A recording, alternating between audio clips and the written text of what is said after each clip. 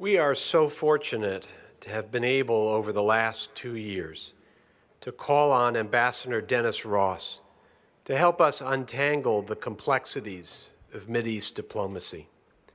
And no one in the universe has been more involved in it than he for successive presidential administrations, Democratic and Republican alike.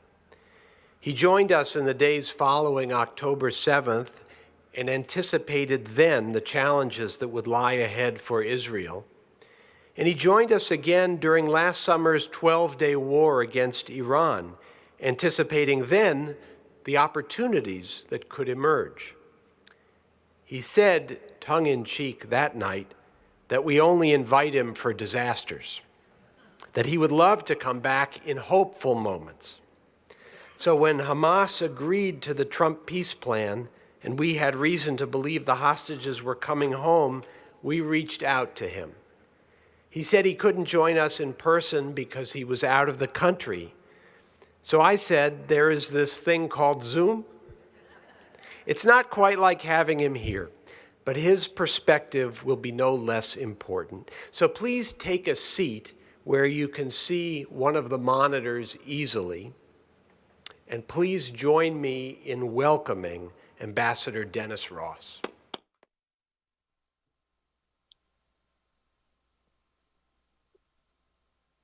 Rabbi Davidson, it's good to be with you once again. It's always good to speak to the synagogue. I'm actually speaking to you from Peru, but we have pretty extraordinary developments that I wanted to talk to you all about. The hostage deal looks quite real. It really is a function of a two-phased approach. The Trump peace plan involves phase one, which has been agreed, and that phase one, which has been agreed, relates specifically to the release of the hostages. Once they're released within 72 hours of the agreement, then the Palestinian prisoners will be released. There will be 250 who are serious Palestinian prisoners with a lot of blood on their hands. But this is part of the deal. There's another 1,750 Gazans who have been imprisoned by the Israelis. They will be released. There will be a significant ramp up of humanitarian assistance. And this will completely change the context and the climate. The mood in Israel today is a very expectant one, an extremely hopeful one. Interestingly enough, I can tell you among the Arabs throughout the region, there's also suddenly a great deal of hope. So the context has changed, and it gives me the sense that there's a possibility that the whole 20 points of the Trump plan could yet be implemented. Now, I don't want to exaggerate how easy or simple or straightforward that will be. It will not be any of those. The fact is there are no real understandings on Hamas disarming. Hamas didn't commit to that. They've embraced the 20 points, but there's nothing specific in anything they've said about disarming. The Israeli withdrawal from Gaza, which is part of this deal, is in 3 phases, but those 3 phases are based on an assumption that Hamas will be disarmed. Who's going to do the disarming? What's the measure that it's being completed? How much, in other words, is enough? Will Israel do any withdrawals beyond the current one related to the hostage release if they don't see disarmament in train? Who comes in for the stabilization force? How quickly then can they come in? The whole issue of the makeup of the stabilization force and even their function, their mission, none of that has been clearly defined. What's been defined is a board of peace. There will be a kind of overarching umbrella under which there'll be a technocratic Palestinian administration that would function. But again, the relationship between the two, will there be Palestinians on that Board of Peace? My guess is there will be. Will there be Israelis on it? I'm not sure there will be, but there will be Arab states that will be on it. So there's so many questions that have to be addressed. And one might think that because they're so complicated and because there's real gaps between what Hamas thinks about these questions and what the Israelis think about them, and maybe some of the key Arab states that have moved Hamas in the first place to agree to release the hostages. It's daunting. So you might ask, so why do I have this sense of possibility? And my answer is because President Trump has leverage on Israel and specifically Prime Minister Netanyahu, and he has leverage on the key Arab states. Not only the Arab states, but also Turkey. Turkey and Qatar are the ones who have the real leverage on Hamas. The 20-point plan, Europeans supported it, even the Russians supported it. When Prime Minister Netanyahu accepted it, the net effect of that was that Hamas was suddenly isolated, and that added to the pressure. The leverage that President Trump has related to Bibi can't say no to him. He can't say no. What he did on Iran, what he's done in terms of support for Israel, we've already seen it. We've seen when Bibi said there was no starvation in Gaza, Trump said there was. Suddenly Israel ramped up humanitarian assistance. When there were planes very close to Iranian airspace, because Iran sent a missile after the ceasefire was supposed to go into effect, even though it didn't hit anything. The fact is Israel had planes in the air and they're going to retaliate. And President Trump said, turn those planes around. Prime Minister Netanyahu apologized in the Oval Office on the phone to the Prime Minister of Qatar for the attack on Doha.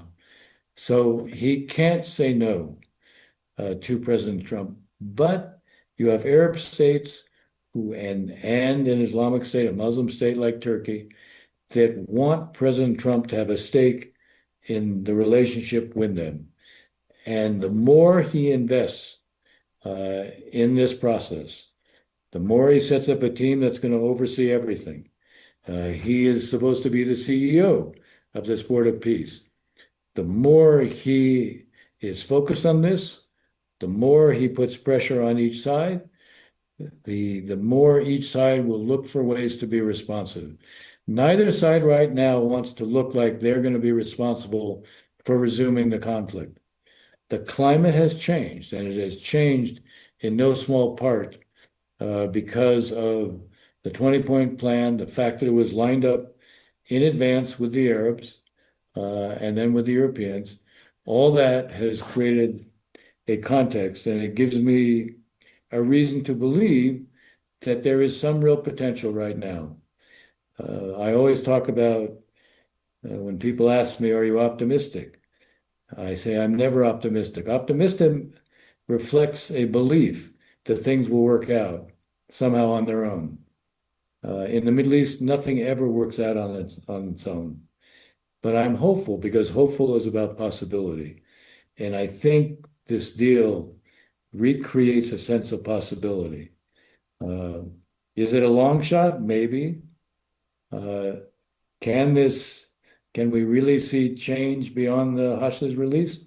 My answer is maybe. Will this be a very difficult process? The answer is absolutely. But we're in a different place today than we were before. And the leverage that President Trump has creates an entirely new circumstance. So I am hopeful. I think we will see by Monday, even though President Trump talks about Tuesday now, I think we'll see by Monday that all the live hostages have been released. Maybe locating some of the remains of the dead hostages will take longer. But that in itself is just, in some ways breathtaking in terms of what it means for Israel. Arab states, I think, will be more hopeful about the future. The odds are that the timetable for elections in Israel will be moved up. President Trump will go there on Sunday. He will talk to the Knesset. No doubt he will extol the virtues of Prime Minister Netanyahu. I think that will increase the prospect of Bibi looking to an earlier election. Ben-Gvir and Smotrich will not be happy about this deal. And the fact is, this is a deal where Prime Minister Netanyahu's claim of total victory, this is not total victory. This is an important victory. What Bibi all along should have focused on was the military defeat of Hamas and ensuring that Hamas is not in control of Gaza. That's success. Staying and the level of destruction, which has led to so much pain and suffering in Gaza, but more importantly, has turned the world against Israel. I think the key to understand is Israel has had a colossal set of military successes. It weakened Iran. It weakened dramatically the Iranian proxy network. So while it has been extraordinary in terms of what it's done militarily, and it has won what might be the military campaign, it has lost the political battle that has been a part of this. All the more reason to find a way to end the war and to move back, focus on how Israel can reestablish who it is, the startup to scale up nation, a country that contributes to the well-being of humanity. Israel is active in Africa and throughout many of the governments in India dealing with what are their food problems, because Israel can help with food security, water security. It is central when it comes to medical breakthroughs. That's the side of Israel that's going to have to be seen again. And the reality that so many in Europe and so many in the Democratic Party, independents, and even young Republicans, now they look at Israel and they think of the pictures they see in Gaza.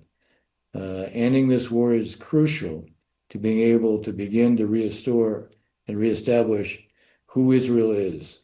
So I am hopeful that we're at a turning point. It will take a major effort by the administration to follow through, and teams have not necessarily been the administration's strength, but the president's stake in this, his interest in this, his desire to get a Nobel Prize, give him an incentive, I think, to stay focused and to press ahead. And if this is a turning point, and with earlier elections in Israel, the potential for change even in Israel, I think, is going to be there. So I think that kind of presents where we are, possibilities, the difficulties, but also the stakes. I think the stakes are high, but also we can breathe, we can collectively breathe again with the hostages coming back. Nothing is more important to Israel than sticking to the fundamental social compact of doing whatever it takes to get Israelis back. And now we're on the brink of seeing that. So good to speak to all of you again. I look forward to being able to be with you in person next time. Thanks very much.